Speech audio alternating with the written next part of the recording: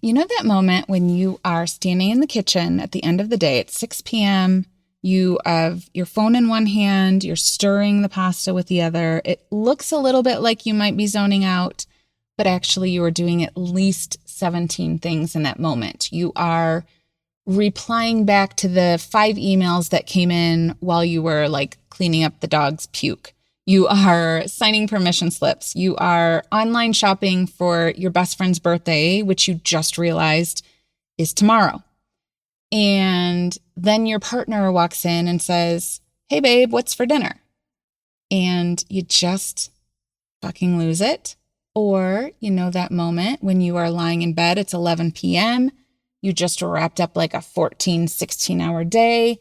And instead of sleeping, you are mentally going through everything. Tomorrow's schedule, remembering that you forgot to RSVP to that birthday party, wondering if you are really prepared for your client meeting tomorrow, and your brain won't shut off.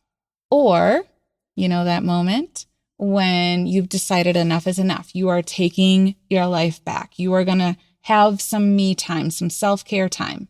And so you get up early on Sunday before everybody else, and you have your coffee and your journal and your candle, and you sit down for some well-deserved me time.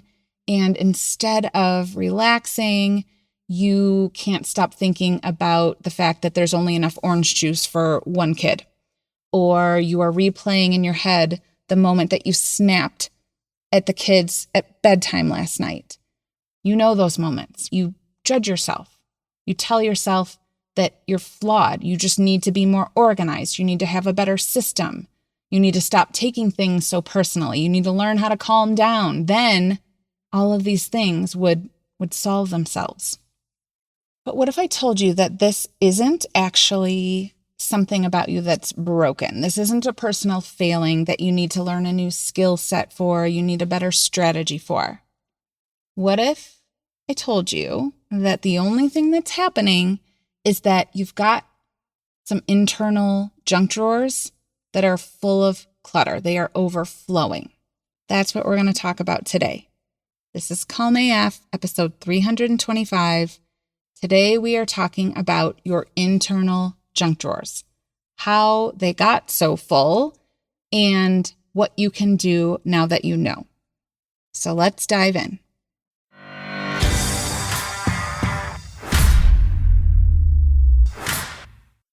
I want you to picture your junk drawer. We all have one. You know the one I'm talking about. It's probably in your kitchen. It starts off innocently enough. This is where your paper clips are, envelopes, those random screws that you find around the house and you know clearly fell out of something, but you don't know what, but you think you probably should keep it. That drawer. Over time, you just keep tossing things in, things that you don't know what to do with, things that you don't have time to deal with. So it starts filling up with old receipts, dead batteries, broken pens, those little soy sauce packets. And eventually the junk drawer gets so full that you can't open or close it, you know, unless you like shove your hand in the top and then push down while you pull it or push it. You know the one. And it gets so overwhelming, you just end up avoiding it entirely. You don't even know what's in it. Doesn't matter. Now, I want you to imagine that you have 3 more of these drawers, except they're invisible and they only exist in your head. You have a mental junk drawer, an emotional junk drawer, and an energetic junk drawer. But here's the difference. These drawers don't ever get cleaned out. They have been filling up for years, maybe decades. And they're invisible. You can't see your emotional clutter building up like you can see dishes building up in the sink. You can't see your mental junk drawer filling up with anxious thoughts or old stories, but you can for sure feel it. How do we know that our junk drawers are overflowing? When someone puts a cup in the sink instead of in the dishwasher, and you lose your mind. You know that they're overflowing when a perfectly normal Tuesday, you wake up, the day hasn't even started, there's no reason, but you feel overwhelmed irritated, angry, resentful before you have even stepped out of bed. Now, this is the first episode in a series. Each of these drawers is going to get its own episode, so we can talk about what it looks like and what it feels like. But today I want to do a really quick description of each. So your mental junk drawer, it is filled with old thoughts, old stories, anxious thoughts, anything that pops up and you don't want to deal with and you shove back in. It also is filled with all of the other browser tabs that are open in your head. Did I email the teacher back? Do we have enough milk? Are we ready for the party on Saturday? Why is the dog limping?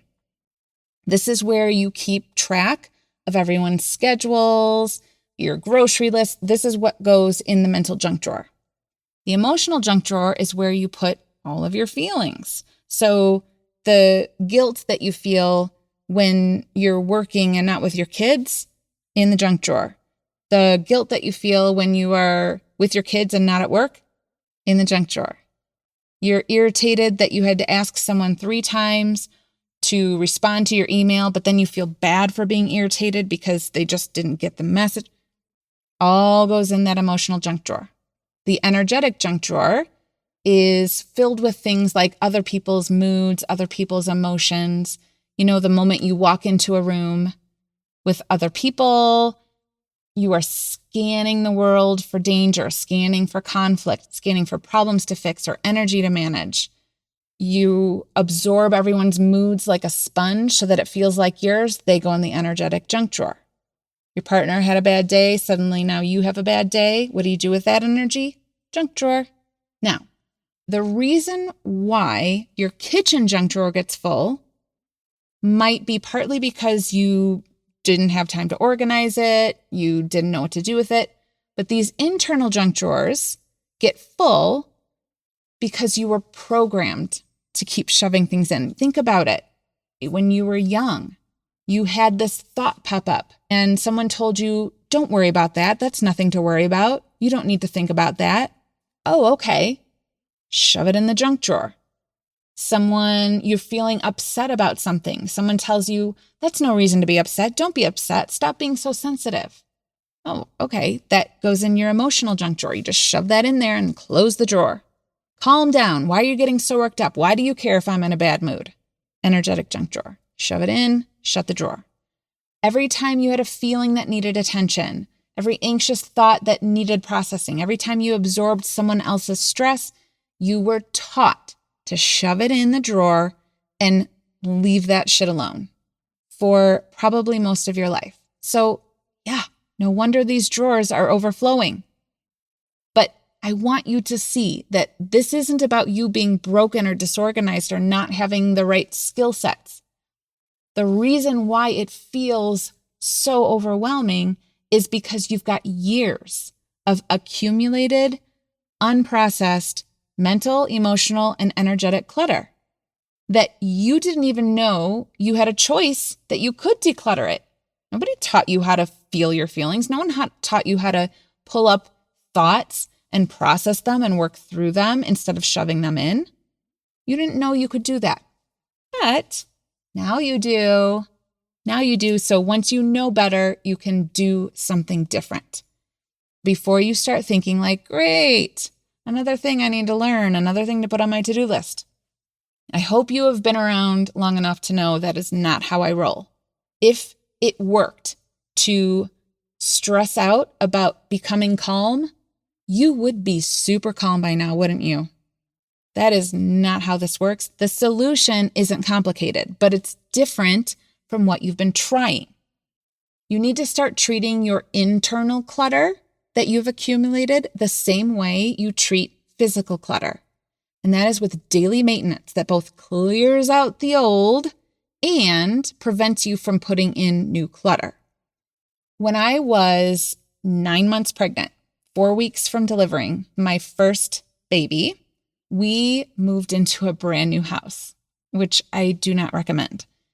I was exhausted. I was already overwhelmed with all of the change, and I was the one everyone was asking. If they wasn't obvious where this box goes, they would come to me. And because I was overwhelmed, I would just say, I don't know, just put it in the basement. So I had the baby, I had Emily 6 weeks later, which, yes, if you're doing the math, I was 42 weeks pregnant, which I also don't recommend. I had a baby, and then I got pregnant right away with with Parker. I spent years being overwhelmed and busy and tired. So basically, nothing in the basement was touched for years. And because I was still exhausted and overwhelmed, for all the years that we were living there, my answer for what should I do with this? I don't know where to put this. It just went in the basement. Not only did the original clutter never get addressed, but it just kept growing. And what do we know? Just because you don't see it doesn't mean you don't feel it. We just talked about that.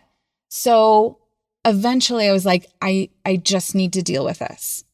I had 2 very small kids, limited time, and I also had a junk drawer that was the size of an entire basement. The overwhelm kept me from touching it even longer, but eventually I decided I'm just going to do it in little chunks. I would go down there every single day, usually during nap time. I would bring a garbage bag or a donation box. I would set my timer for 10 minutes and I would declutter. Whatever I got done in 10 minutes, it would come up and I would get rid of it. I also, at the same time, committed to not letting anything else go down to the basement while I was doing this decluttering. I knew it was going to take time. In my head, I figured it was going to take like 10 years. That's how long it felt like it was going to take. In reality, it took about 6 months total, which still seemed like a long time, but here is what was different about doing it this way. I was doing it as a small daily habit. I just started doing it 10 minutes a day, and so it quickly just became something that I did. Like I brushed my teeth every day, I changed my clothes, I did 10 minutes of decluttering. And I didn't just clean out the basement, I became a person who declutters daily. And I became a person who does not reaccumulate new clutter. I did it over time. It wasn't something I did over the weekend. I became that person. And 15 years later, I have never reaccumulated clutter in my space in that way again. Now, I'm not saying we don't have clutter. We have clutter. But I don't let it get like the overflowing junk drawer. This physical decluttering process, it's exactly the same way internal decluttering works. So, for example, daily mental decluttering could be something like while your coffee is brewing, you take 5 minutes for a brain dump. You just get all the thoughts that are popping around your head and you dump them onto a piece of paper. Emotional decluttering. Maybe every time you get in the car, you are taking a minute to do a quick body scan, noticing what feelings are showing up and wanting to be felt. Daily energetic decluttering. This could look like anytime you start noticing you are absorbing someone else's mood, you can pause. Takes you less than a minute to take 3 deep breaths.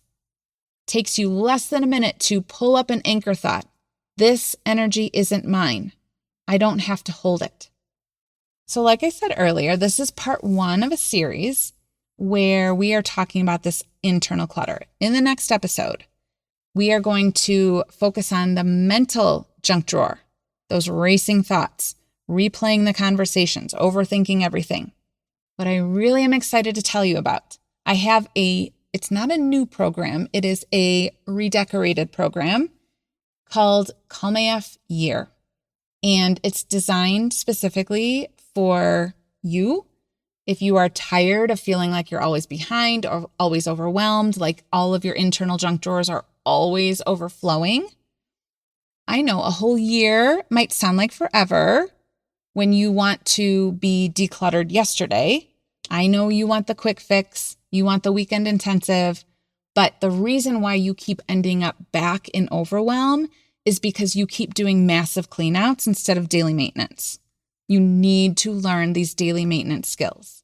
Calm AF Year is about getting your entire self, your physical, mental, emotional, energetic self decluttered over 12 months.